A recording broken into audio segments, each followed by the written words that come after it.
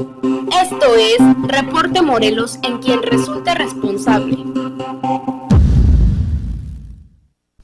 Amigos, gracias por estar con nosotros. Tengan ustedes muy buenas noches en un programa más de quien resulta responsable. La gente que nos ve en sus hogares, gracias por recibirnos.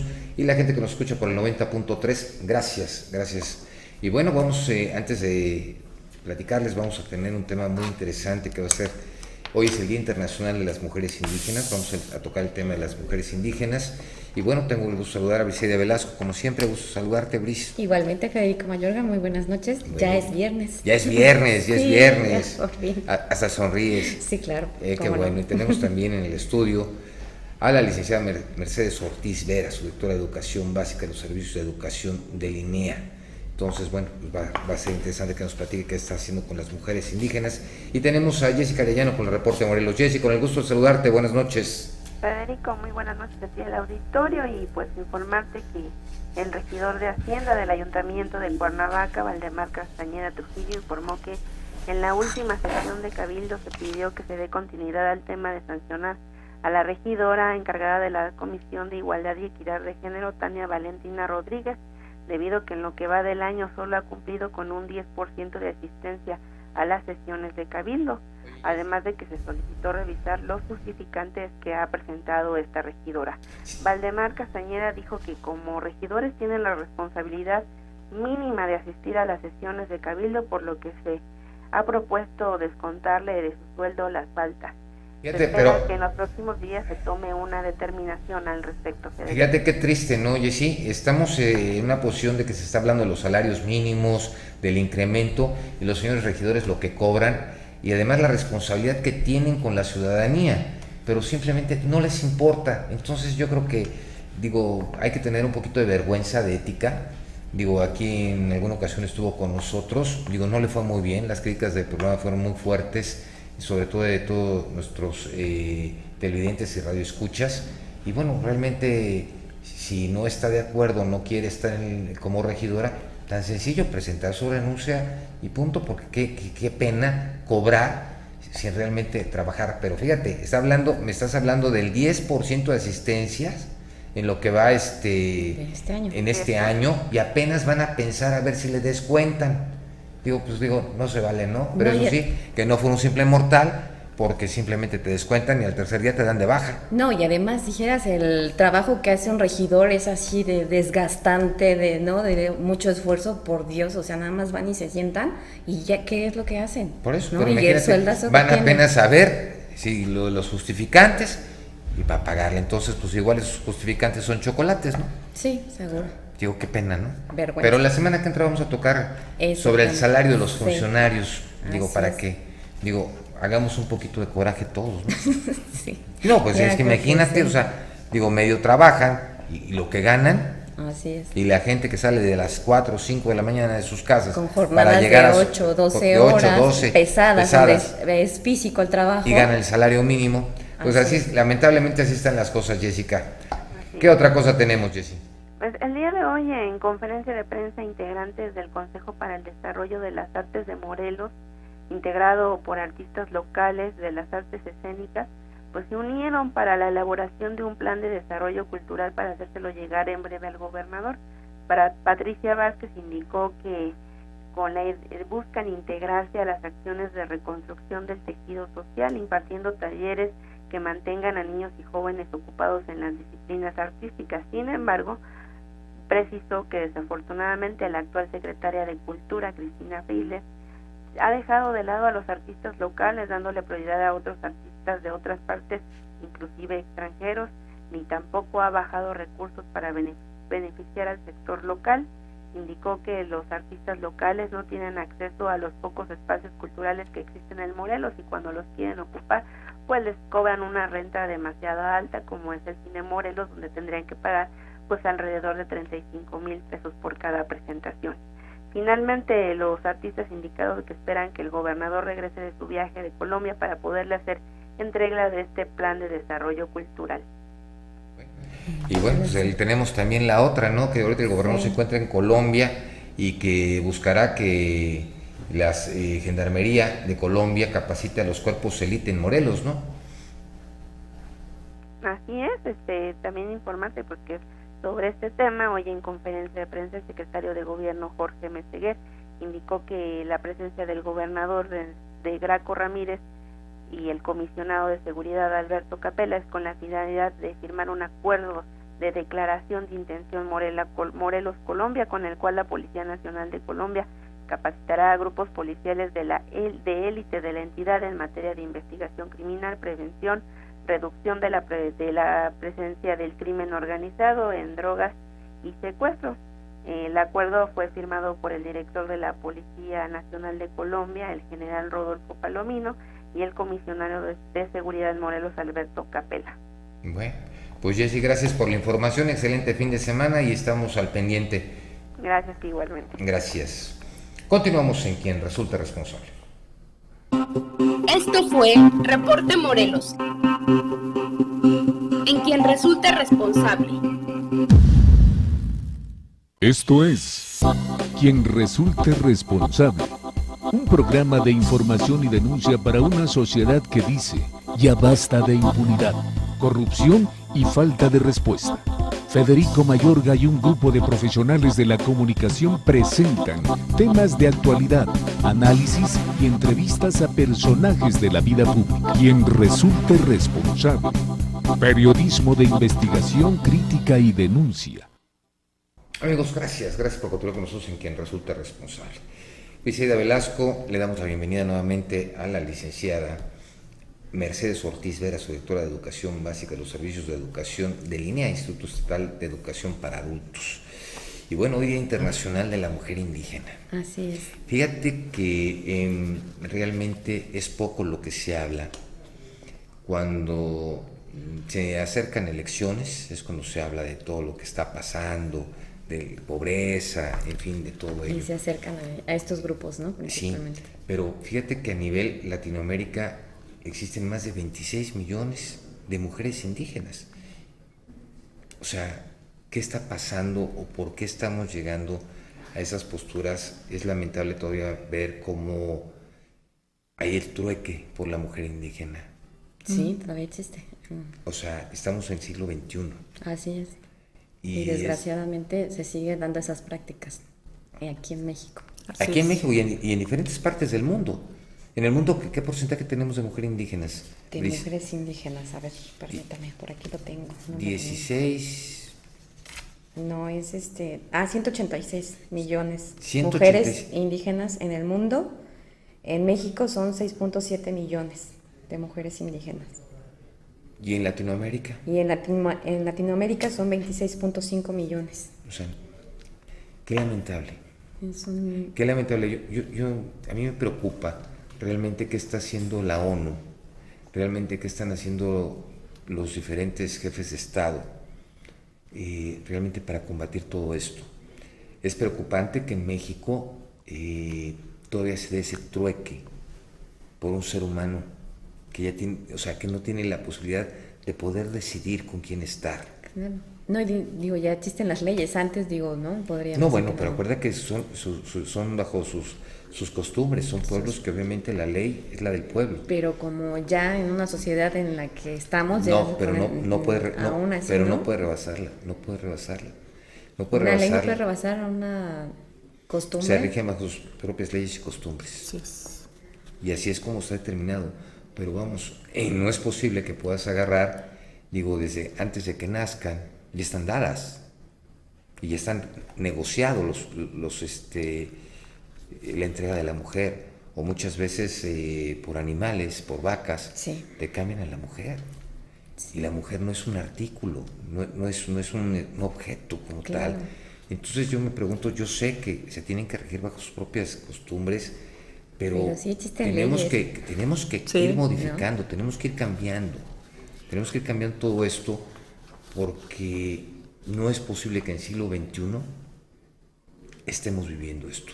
La gente de repente las ve en las calles, y esto pues obviamente lo ves en toda la República Mexicana, a las famosas señoras llamadas Marías. Sí. Obviamente esto fue producto de la televisión, cuando la India María, esta gran actriz, obviamente manejó ese personaje. Entonces ya fue por ello que les llaman las Indias Marías. Pero vamos, en toda la República las encuentras, y son mujeres indígenas, que son explotadas también. Así es.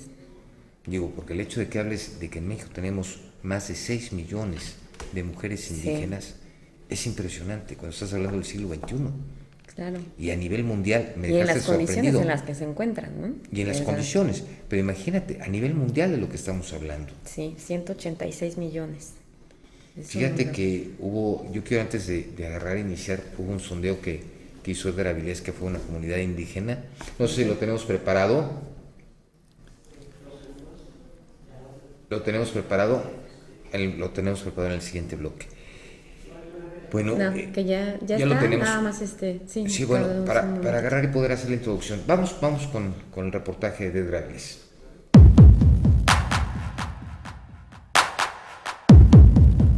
Que si usted trae raíces indígenas. Aquí pues es Sosocotla y soy de aquí. No puedo pronunciarlos pues, pero sí las entiendo pues al hablarme pues, que me hablen. Pues ya no muy bien, ya no lo puedo hablar, pero sí lo entiendo. En náhuatl sí lo entiendo, nomás que ya no lo hablo igual como aquel tiempo. Como mexicano. Como el náhuatl o el otomí. Mexicano, sí sé hablar mexicano. Si me pudiera hablar un poquito, decirme algo. Te joden en Timotoga. A lo largo de su vida, ¿ha llegado a sufrir discriminación? Pero no, a la calle, que ni se diga, revoltosos, que somos políticos, le digo, no somos políticos, somos luchadores del pueblo. Si a golpes, ¿quién la golpeaba? Pues, por ejemplo, a veces mi esposo, no, que mi esposo sí lo hacía. No he sufrido nada de eso, pues, en mi hogar muy mal. Sí, muy mal, pues, mi esposo, dijera, uno es machista, pues, sí. Y pues la verdad no vivo con él hasta ahorita, tenemos 18 años separados. Pero hartas que luego les da pena decir, ay no, que nomás nos ven tiznadas tantito, luego dicen, mira esa carbonera, y luego se empiezan a reír, que es una payasa, ahí, yo no. Oiga, ¿y usted tuvo acceso a la educación? ¿Estudió? Al estudio, nomás no tenía dinero mi papá, nomás tercer año de primaria. No tienen dinero, no estudié ni a primer año ni nada. Pues porque mis padres pues eran muy humildes y la verdad éramos muchos hermanos. Sí, y por eso no nos dieron estudios, pues casi todas las mujeres que somos, no.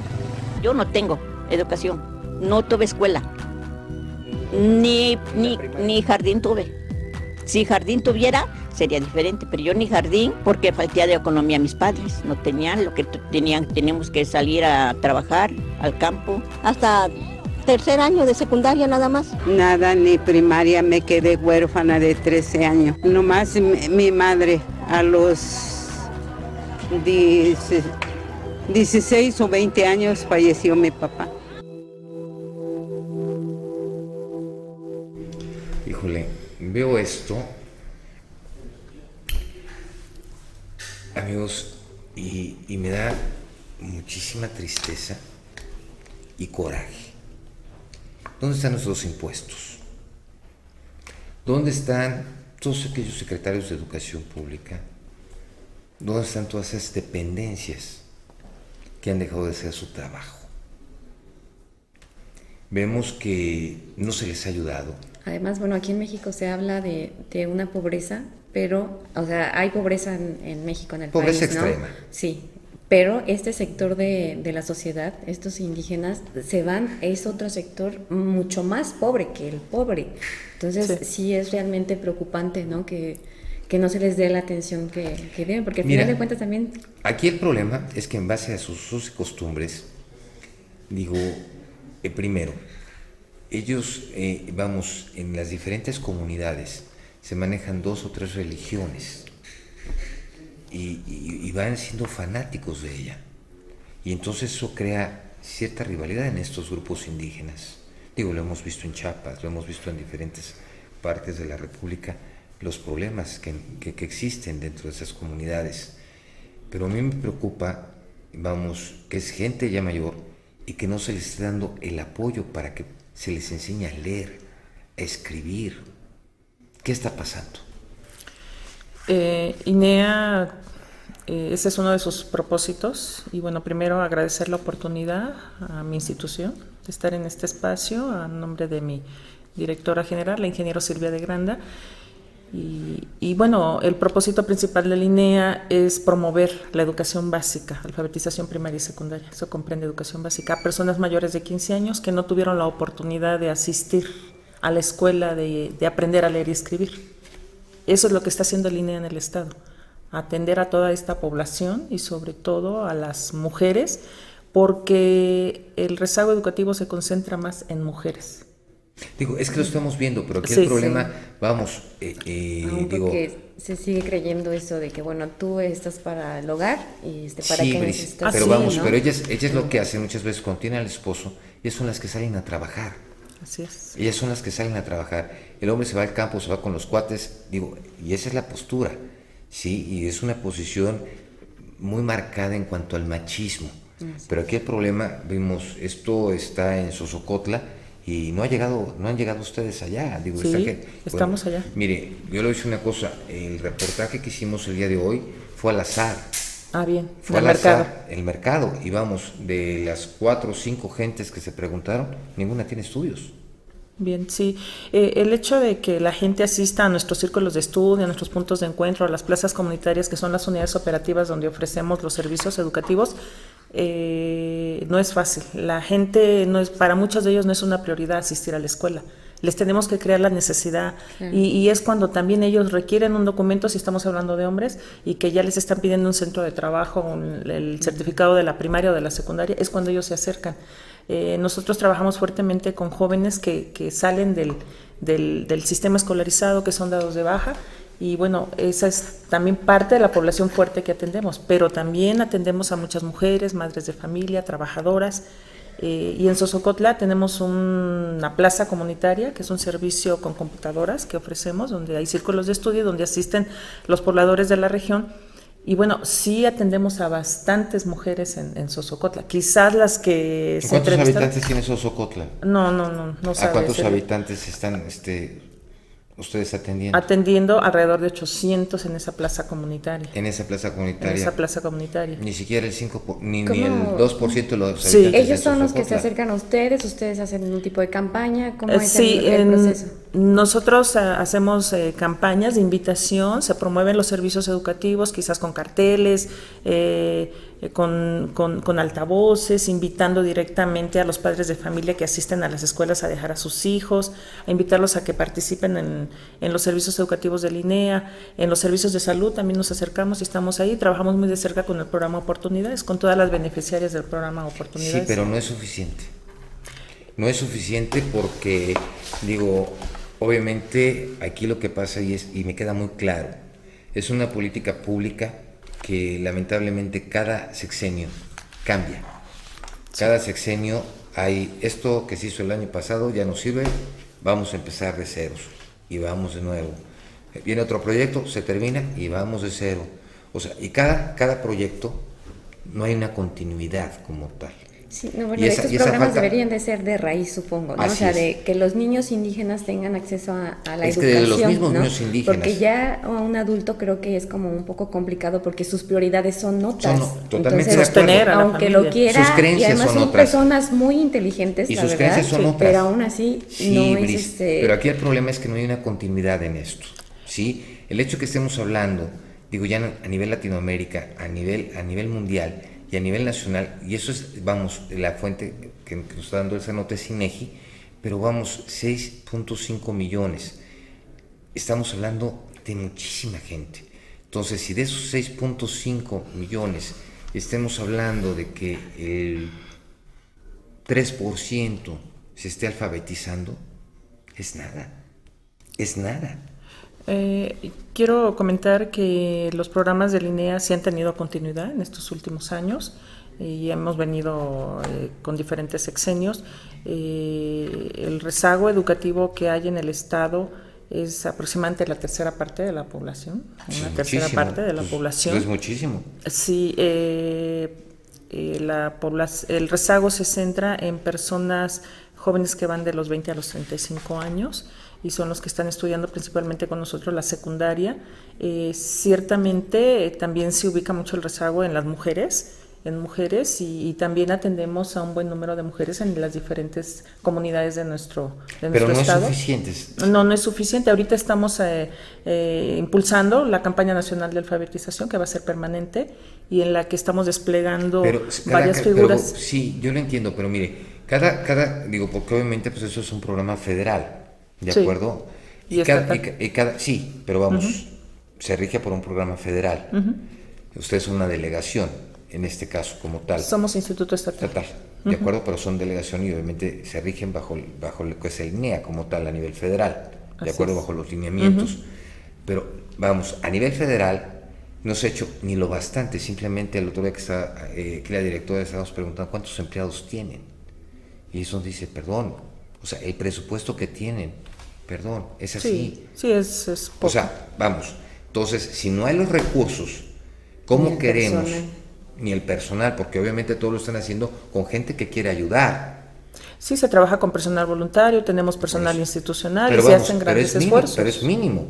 Y además son unas, a lo mejor las dependencias más nobles que hay y son las que menos presupuesto tienen, ¿no? Así es. Para terminar pronto así es, pero vamos a un corte y continuamos aquí en Quien Resulte Responsable. Ayúdenos a dar con quien resulte responsable. Comuníquese con nosotros. 311-9030. 311-9030. Participe con sus comentarios en nuestro correo de voz. Síguenos en Facebook y en Twitter, @QRRTV, y en nuestro correo electrónico, quien resulte responsable, @hotmail.com.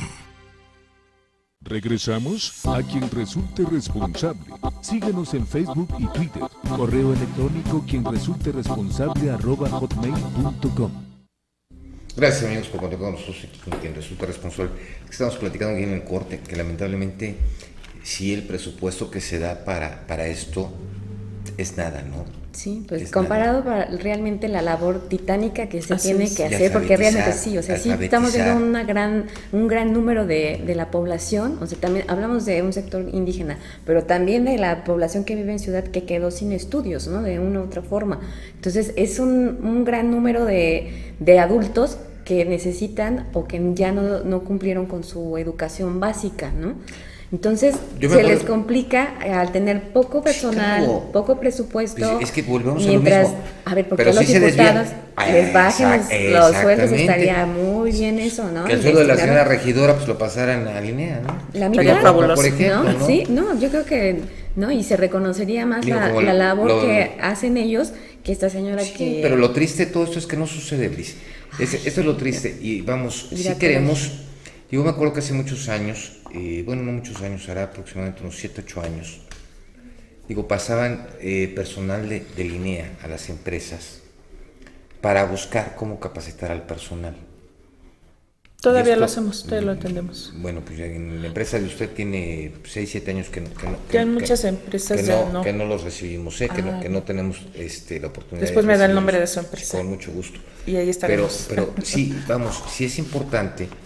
Porque obviamente yo sé que a la gente le cuesta trabajo el querer aprender, porque además vas a entrar a lo desconocido, ¿sí? La gente cumplió con su primaria, otros con su secundaria, pero obviamente no conocen realmente cómo entrar a una preparatoria abierta para poder realmente crecer.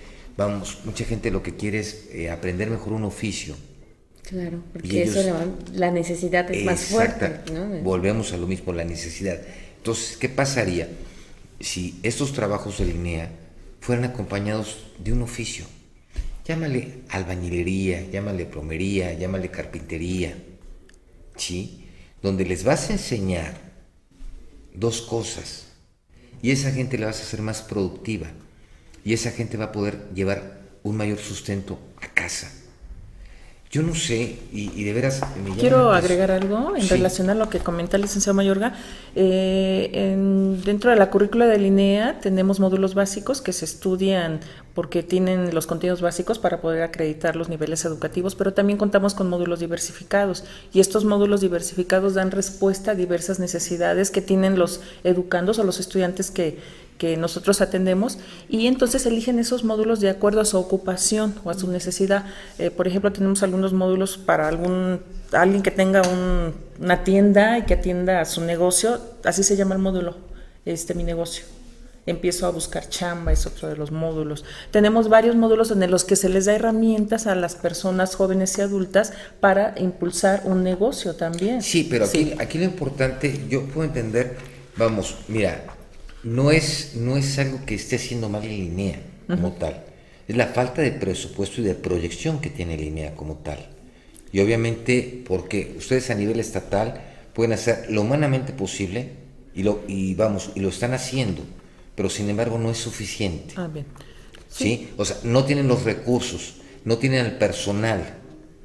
Digo, aquí yo creo que es importante modificar las leyes. INEA actualmente se está apoyando con las escuelas de nivel medio superior, con estudiantes que están recibiendo el apoyo del gobierno del estado de beca salario. Sí. Entonces tenemos el apoyo ahorita de promotores de CONAFE, de los jóvenes de bachilleres, por eso, pero de colegio de bachilleres. Sí, pero volvemos a lo mismo.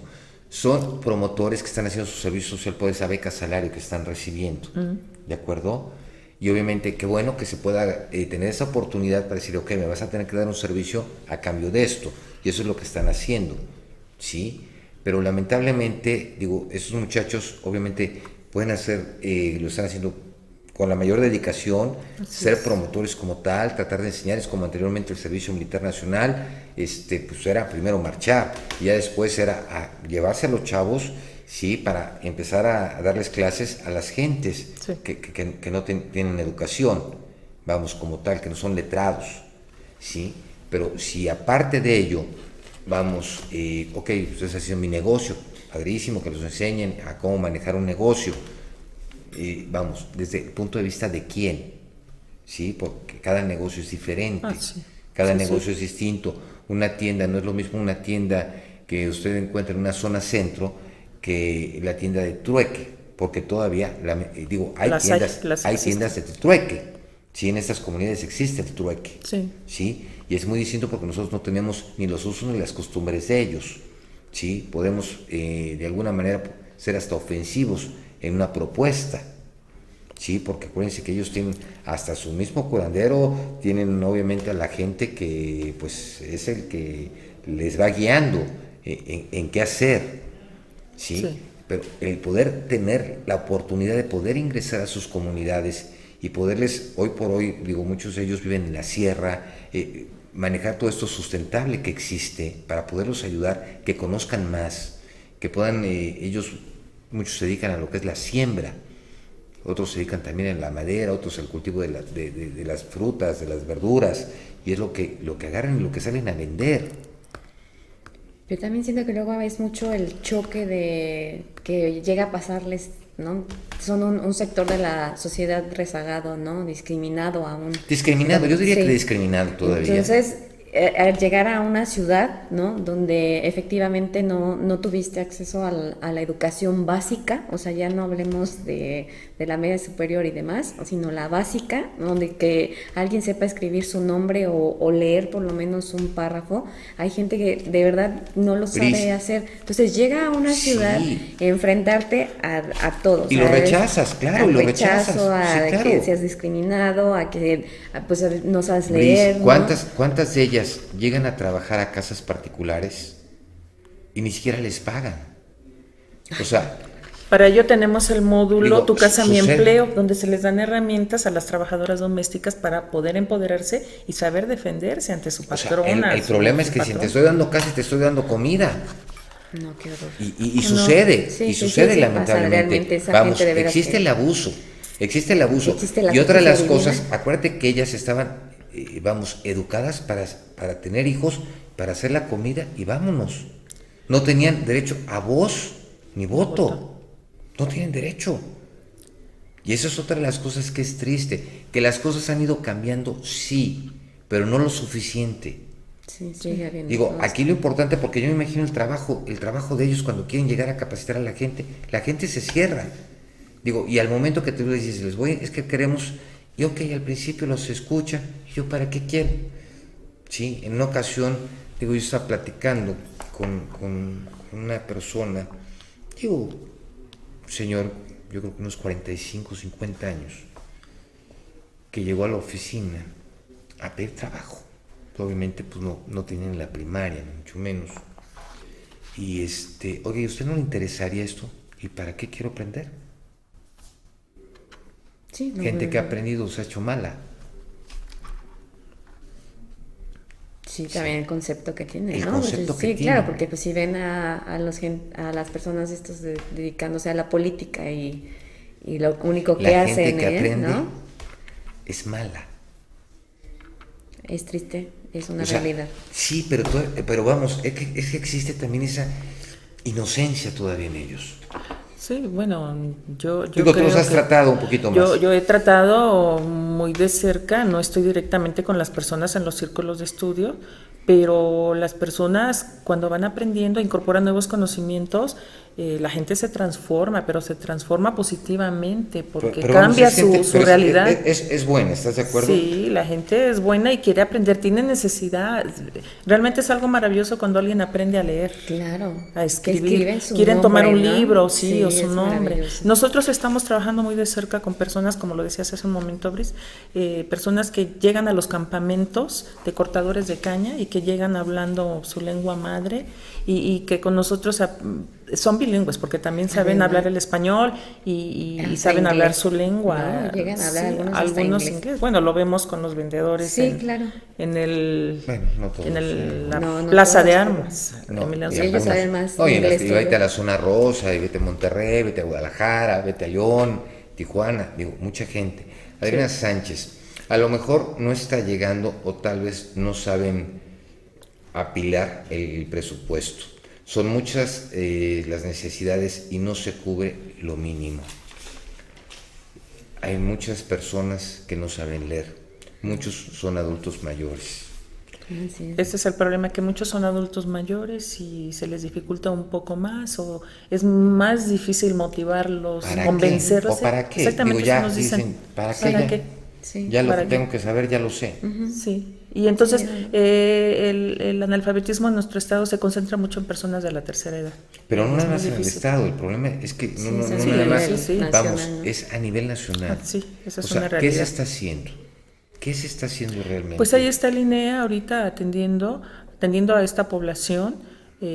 Comenté hace un rato que estamos inmersos en una campaña nacional de alfabetización y bueno, la idea es quizás no erradicar el analfabetismo, pero sí que disminuyan esas cifras. Yo desde que tengo uso de razón he escuchado diferentes eslogans de diferentes campañas, sexenios vienen, sexenios van y no se ha hecho lo que se ha tenido que hacer. Digo, si hablamos de hace 30 años, 40 años, se empezaba con una cruzada de alfabetización para las personas porque éramos un país analfabeta. Es que además también otro punto, hubo mucho tiempo en el que no se le tomó en no cuenta, se consideró. No se consideró, vamos a ser realistas, ¿no? Se considera solamente, volvemos a lo mismo, cuando se va en busca del voto. Cuando hay elecciones. Que ya vamos, yo creo que seguramente ya van a empezar. Se empiezan a visitar todas las zonas. Digo, ¿cuántos candidatos, ciudades perdidas?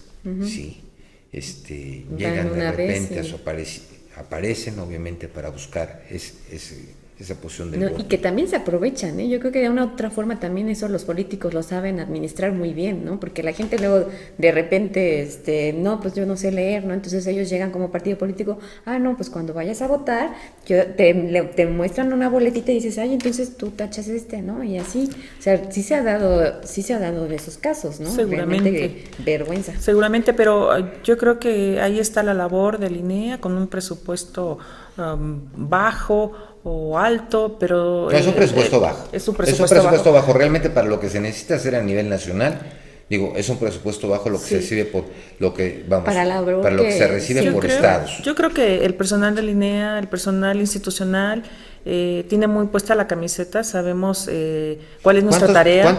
¿Cuántos elementos tienen ustedes de planta como tal? Pertenecientes al instituto, no sin las gentes que ayudan voluntariamente, como tal, de planta. ¿Cuántos trabajan? Alrededor de 300 personas. O sea, que tienen sueldo del INEA como tal. Sí. Vamos, ¿Cuánta gente, lo ponemos en números, hoy por hoy, si estamos hablando, cuántas personas te gusta en el estado de Morelos que necesiten ser alfabetizados? Hablamos de 82,000. 82,000. 82,000 es el rezago en Morelos en alfabetización. ¿Qué municipios son los más? Los que más... No estoy de acuerdo con tus cifras, ¿eh? Sí, los municipios que más rezago tienen, pues es Tetela del Volcán, Azochiapan, Coatlán del Río, Miacatlán, Sosocotla, Tepalcingo, Tlalnepantla. Está dentro, Sosocotla está dentro de Puente de Ixtla. Sí, son los que más rezago. Yo tengo otras cifras que son muy diferentes. ¿Sí? Sí. Sí, bueno, nosotros nos basamos con información que nos da el INEGI también. Sí, y son los municipios prioritarios que tenemos que atender. De hecho, trabajamos en todo el estado. Pero vamos, si estamos hablando, imagínate, de 6.5 millones a nivel nacional. Digo, obviamente Morelos está sobre 1.700.000, ¿no? La población. La población es 1.700.000. Sí. Ok. Digo, esto están, porque vamos, aquí es importante porque ahí es donde se mueve las cifras con el INEGI. Te habla del adulto mayor, ¿sí? No de los niños que no saben leer ni escribir. Sí. Adolescentes. ¿Sí? Entonces ya te cambian las cifras, ¿verdad? Sí, Entonces claro. además están hablando de una edad a tal edad, es donde te marca los 82,000. Nosotros tenemos, este dato es de personas mayores de 15 años. Sí, abarcamos todos. Mayores de 15 años. ¿Hasta que adulto mayor? Hasta los 90 y tantos. Pero no es toda la población. Mayor de 15 años que no sabe leer. ¿Y los chavos? Porque hay muchos también que no los mandan a la escuela, por sus niños, creencias. ¿no? Así es, nosotros atendemos un programa en el INEA que se llama Programa de Primaria 10-14 y son niños que están en ese rango de edad, de 10 a 14 años, que no están inscritos en el sistema escolarizado. Y bueno, por infinidad de razones también no los inscriben, quizás porque no pueden pagar una cuota de inscripción, porque no pueden comprar las escuelas son gratuitas, no se tiene por qué cobrar la educación básica. No, es gratuita, es un derecho constitucional. Las cuotas obligatorias ahí... Y nosotros ahí atendemos a niños de ese grupo de edad. O sea, pero es que vamos, es un derecho constitucional y es algo que, que lamentablemente sucede año con año, ciclo con ciclo escolar. Vienen las quejas que no se cobra y todas las escuelas federales te piden esto, te piden esto, te piden esto para que puedas tener lugar. ¿De acuerdo? Y hay gente que no tiene ese dinero. No, pues es lo que veíamos en el reportaje que hizo Edgar, ¿no? De que la gente decía, no, es que mis papás no tenían el recurso para mandarme a la escuela. Entonces, son poblaciones en las que lo que buscan que los niños no es que vayan a la escuela, porque lo más mínimo que les puedan pedir, bueno, que no hablamos de nada mínimo, porque ya es que el uniforme, que los útiles, que si la cuota de la escuela, entonces eso ya incrementa bastante el gasto que tendrían que hacer ellos y además no tienen un hijo, ¿no? Son varios, entonces ellos prefieren no ir a la escuela, no llevar a sus hijos a la escuela. Entonces lo que hacen es ponerse a trabajar. Eso es otro de los problemas que lamentablemente sucede. ¿Cómo cambiar esto?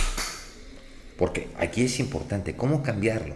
Porque yo creo que tiene que ser una campaña permanente en todos los medios de comunicación, medios impresos, en todos. Así es. ¿Sí? O sea, realmente poner un granito de arena y cambiar esto para que toda la gente tenga derecho a eso. Digo, yo en alguna ocasión... todos tienen derecho. Fíjate que hace algunos años estábamos en un programa, estaba yo entrevistando en aquel entonces, estaba el presidente del Congreso, de la legislatura anterior. Le dije, señores diputados, si ustedes trabajaran, ganaran por lo que trabajan, no ganaran el salario mínimo. ¿Qué les parece si en vez de que cobren ustedes un mes, que cada mes un diputado done su sueldo para hacer un aula escolar en estas comunidades? Y que fuera a nivel nacional. Todas las comunidades a nivel nacional tendrían un salón digno. Digno. Y maestros, ¿no? Porque luego dice que tienen el aula y no tienen maestros. Sería digno. Suele pasar. El problema es que, vamos, también es cierto, no nada más podemos estar tocando la puerta y papá gobierno necesito y papá gobierno necesito. También es parte de nosotros como sociedad el exigirle esto al gobierno. Buen corte, continuamos en Quien Resulte Responsable. Ayúdenos a dar con quien resulte responsable. Comuníquese con nosotros 311-9030. 311-9030. Participe con sus comentarios en nuestro correo de voz. Síguenos en Facebook y en Twitter, @QRRTV, y en nuestro correo electrónico, quien resulte responsable, @hotmail.com. Regresamos a quien resulte responsable. Síguenos en Facebook y Twitter. Correo electrónico quien resulte responsable @hotmail.com. Amigos, gracias por continuar con nosotros en quien resulta responsable. Fíjate que me estaban enseñando ahorita, Brice, unas cifras donde está el rezago de la población. Hay lugares que tienen más del 56% de la población en rezago educativo. Sí. O sea, 56%, 55%, 55%, 54%, 50%, 50.50%, Cuernavaca el 25.60%, Jiutepec el 29.60%, Tepoztlán 33.70% de rezago educativo, Cuautla 34.50%, Huitzilac 34.90%, rezago en Morelos valores absolutos, Cuernavaca 68.245. Es un número bastante grande. O sea, imagínate, Cuautla 43.231, Jiutepec 42.084. Vamos, y esto fue el censo del año antepasado. Del 2010. Del 2010. 2010. Sí. Actualízalo al 2014. Esos números. ¿Lo duplicas o lo triplicas? Sí, quizás ya se incrementó. Se incrementa. Entonces, imagínate, vamos, 300 gentes para esto, digo, y a nivel nacional no sé cómo están las diferentes delegaciones de INEA, pero sí es muy lamentable, Brice. Bueno, usted me preguntaba hace un rato, licenciado, el personal institucional, si somos alrededor de 300, contamos con diferentes figuras operativas y algunas son voluntarias. Claro que recibe una gratificación por parte de INEA, entonces contamos con asesores que es... Pero no es suficiente. No, lo ideal sería que entráramos todos, ¿verdad? Si tuvieras una plantilla de 2,000 gentes, hicieras una campaña permanente. Yo quiero comentar algo. INEA tiene un programa que se llama Padrino un Adulto, y eso lo podríamos hacer todos, y olvidémonos del presupuesto, y olvidémonos de la plantilla con que cuenta el INEA. Todos tenemos un familiar, un conocido, un amigo, un vecino que quizás no sabe leer y escribir o no concluyó su primaria o su secundaria. Si todos apadrináramos un adulto, esto se termina rápido y no necesita nadie pagarnos para poder hacerlo, porque como lo comenté, todos tenemos un conocido, un familiar. Entonces, si todos apadrinamos a alguien, lo apoyamos hasta que concluya y certifique, el rezago lo vamos a acabar. Eso es muy cierto. Fíjate que hace un tiempo mi hijo me puso una gran lección. Estábamos de repente en una comida platicando una persona que trabaja para nosotros. Sí. Y nos comentaban que él regresó de Estados Unidos porque se equivocó, porque no sabe leer. Es un buen hombre. Y entonces pues, dijimos, no, pues vamos a enseñarle. ¿Y cuál fue la lección que recibimos los adultos? La satisfacción que yo recibí como padre fue el que le comprara los libros, se fuera a enseñarle a leer y escribir. Él, terminando sus cosas que tenía que hacer, se quedaba con él para enseñarle. Claro. Digo, y eso es un ejemplo para todos, ¿no? Un niño de 13 años en ese momento, me puso una gran lección. Tenemos a Ricardo Torres, delegado del INEGI. Ricardo, con el gusto de saludarte, buenas noches. Federico, buenas noches, a la orden, con el gusto de saludarlos a ustedes y a la audiencia. No, también nosotros saludarte. Oye, Ricardo, con una molestia, ¿tenemos algún otro censo más actual sobre la situación de lo que son sector indígena? El estudio más reciente acerca de la población hablante de lengua indígena es el censo del 2010. Del 2010, no tenemos. Sí, porque en el 2010 el que tenemos es el de 6.5 millones de personas indígenas en nuestro país, a nivel Latinoamérica 26.5 millones y a nivel mundial 186 millones. Entonces no tenemos ningún censo más actual. No, de hecho los censos de población en donde se incluye la temática de lengua indígena, que es un protocolo, un convenio de carácter nacional entre todas las instancias que están interesadas en el tema, se hace mediante los censos de población y en otros casos en los conteos de población. ¿Por qué vamos, ya estamos, vamos a finales del 2014, ¿por qué no se ha hecho un censo más actual?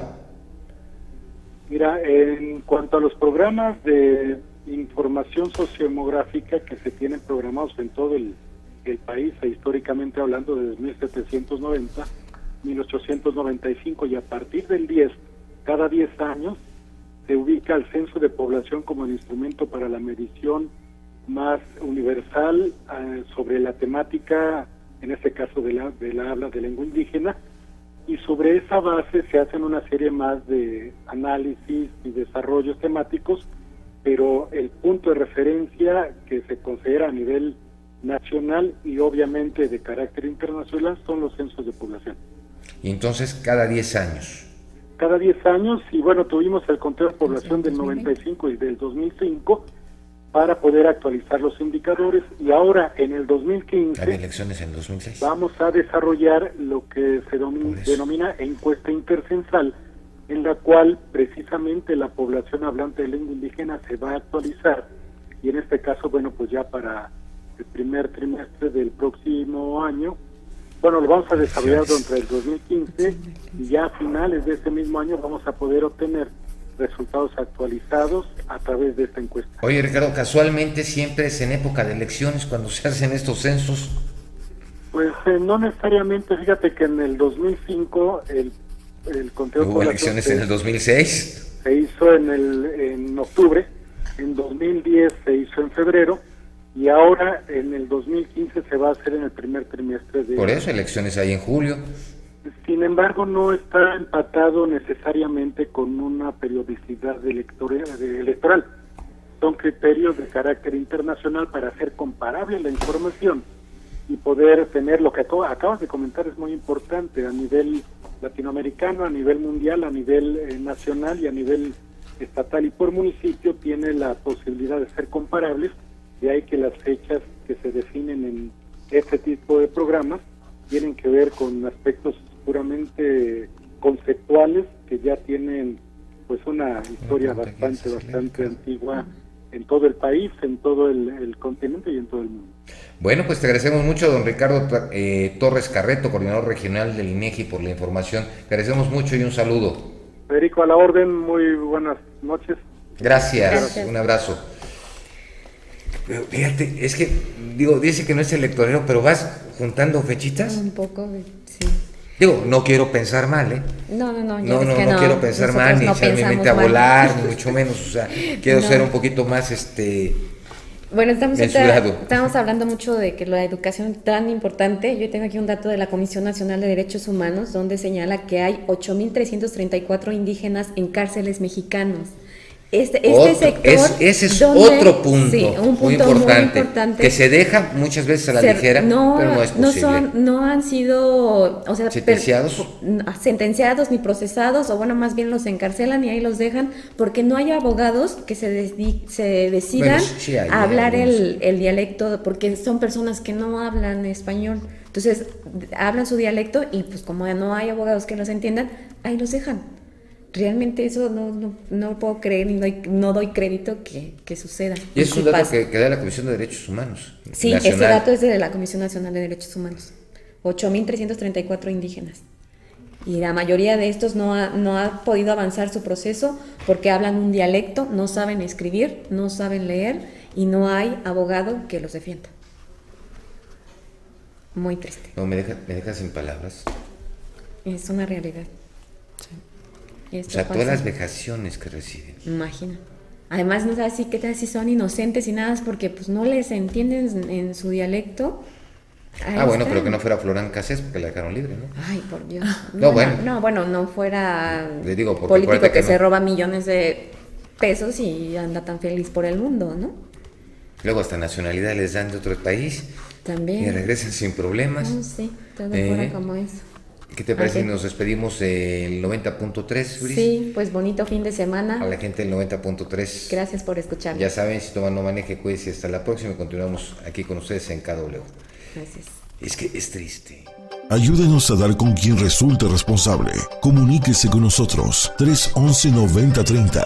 311-9030. Participe con sus comentarios en nuestro correo de voz. Síguenos en Facebook y en Twitter, @QRRTV, y en nuestro correo electrónico, quien resulte responsable, @hotmail.com. Regresamos a quien resulte responsable. Síguenos en Facebook y Twitter. Correo electrónico quien resulte responsable @hotmail.com. A mí lo que me preocupa, si regresamos, bueno, a mí lo que me preocupa es que realmente, ¿de qué te sirve que pongas un número la Comisión de Derechos Humanos Nacional? La Comisión Nacional de Derechos Humanos que ponga un número, pero no te diga qué se está haciendo. ¿Qué se está haciendo para que esta gente, obviamente, si es inocente, quede en libertad? Digo, también es importante el que ellos que darles la educación básica, entonces, pero también nosotros como sociedad para comunicarnos con ellos, ¿qué estamos haciendo, no?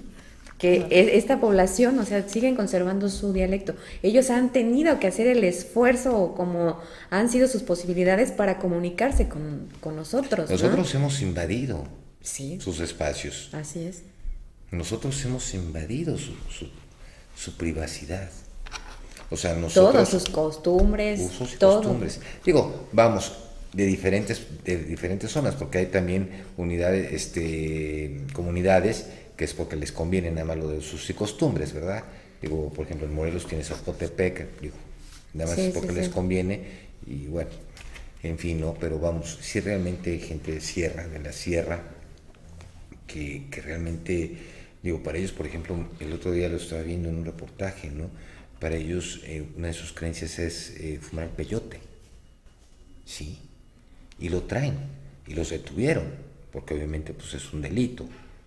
No, bueno, quisiera que detuvieran a los otros señores que andan en sus portafolios cargando. Cuando hacen su ceremonia, vamos, algunas comunidades lo hacen. Claro, eso lo hacen a veces como medicinal. Oiga, ¿y usted también, va a seguir ¿no? ¿Y usted va a continuar? No, dice, pues ¿para qué? Ahí se quedó el uso y la costumbre, dice, ¿no? Entonces, ¿qué tenemos que entender de ellos? Porque realmente, nosotros, ¿qué pasa?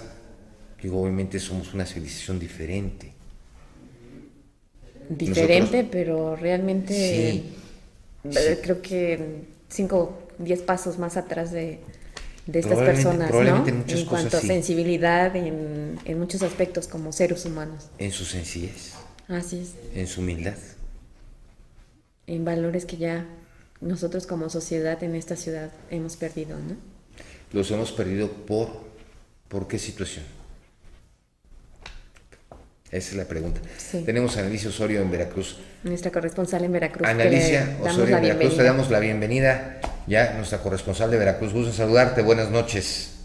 Hola, ¿qué tal? Buenas noches, Federico. Buenas noches, Briseida. Buenas noches a todo el auditorio. No, pues bienvenida a quien resulte responsable. Muchas gracias, Federico. Por sumarte al equipo. ¿Qué tenemos ahí de los pueblos indígenas, Ana? Pues te comento, Federico, que en el caso del estado de Veracruz, los pueblos indígenas representan el 13.81% de la población, esto según un diagnóstico sobre la situación de las mujeres con enfoque de género, realizado por el Instituto Veracruzano de la Mujer. De ese 13.81% representa cerca de 1.055.000 habitantes, de los cuales más de la mitad son mujeres. Sin embargo, bueno, en la zona, según ese mismo informe, se presentan una gran cantidad de problemas en cuanto a los pueblos indígenas. Esto porque forma parte de Veracruz entre los primeros estados, entre los primeros lugares en cuanto a marginación y pobreza entre los municipios indígenas. Te comento que en el caso de las mujeres, el 63% viven en zonas urbanas y el 37% pertenecen a las zonas rurales. Sin embargo, bueno, según este mismo censo, la mayor parte de los municipios donde existen personas indígenas se encuentran en un alto grado de marginación, lo que genera gran pobreza y una gran dificultad para poder ejercer sus derechos. Te comento que, por ejemplo, en el caso de las mujeres, solamente, el 39.1% de las mujeres son analfabetas, de las mujeres indígenas son analfabetas. Esto quiere decir que, no saben leer, ni escribir, ni tienen ninguna especie de estudio. ¿El 39%? 39.1% de las mujeres. Muchísimo. Sí. Así es, esto se comentaba, bueno, de acuerdo a este estudio del Instituto Veracruzano de la Mujer, lo que representa, bueno, casi el doble de los hombres. Además, bueno, el 81.3% de las mujeres son inactivas económicamente, por lo que únicamente se encuentran dedicadas al hogar y no perciben ningún ingreso por sí mismas. Y el resto básicamente están dedicadas a actividades como las limpiezas de hogares, entre otras, bueno, donde no tienen donde no tienen prestaciones y no tienen derechos pues básicos que se supone que están reconocidos por el Estado.